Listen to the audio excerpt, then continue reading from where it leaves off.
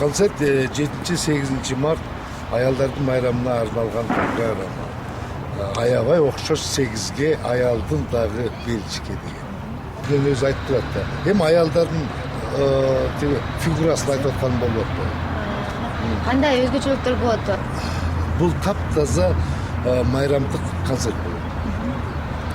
Таптаза ошо аялдардың майрамына арналған программа. Жоқ, азыр саясат болду. Себеби саясаттан элдин бардыгы азыз да чарчап. Ана майрамга элди чогултуп алып, анын ортосунан элдин башын дагы оруп саясат айтып отурган программа эмес.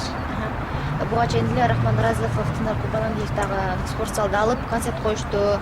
Акыркы эмеге караганда бир бийлик тарабынан силерге бир жол ачуу болгондой да, чын эле ушундайбы же болбосо? Жол ачуу эмес. Мындай неме, бул мындай. Алар кантип алды мен билбейм. Мен бул спорт сарайын алганыма 1 жылдан аштыктым убакыт. Мен 1 жылдан ашык мурда договорду кылып 2 күндүк аренда платасын төлөп койдум. Ошол дагы 1 ай мурда оюн болуп, реклама башталып электе, якыбы менде мурда башка бирөөнө договор кылышып, анан байкабай берип алган болушуп, ал кыз дагы артист эмес, мына ошол жерде бере саткан кыздардын бирөө. Ошентип мен айттым, силер ишке кое бергиле, мен ишке коем. Менде эки эле жол бар. Мен же концерт коем, же камалам. Ортодо депутаттар күбө болду. Улукбек Ормон башколуп келишип, неге мындай болуп атат, күбө болушту. Ошол менен кайра ошентип алдым.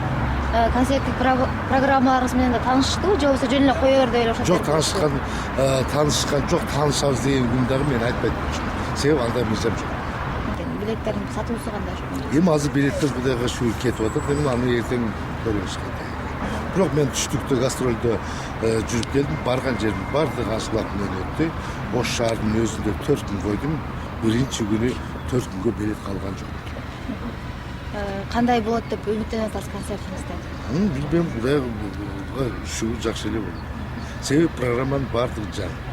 Мен ар бир концерт койгон сайын программаны жаңылап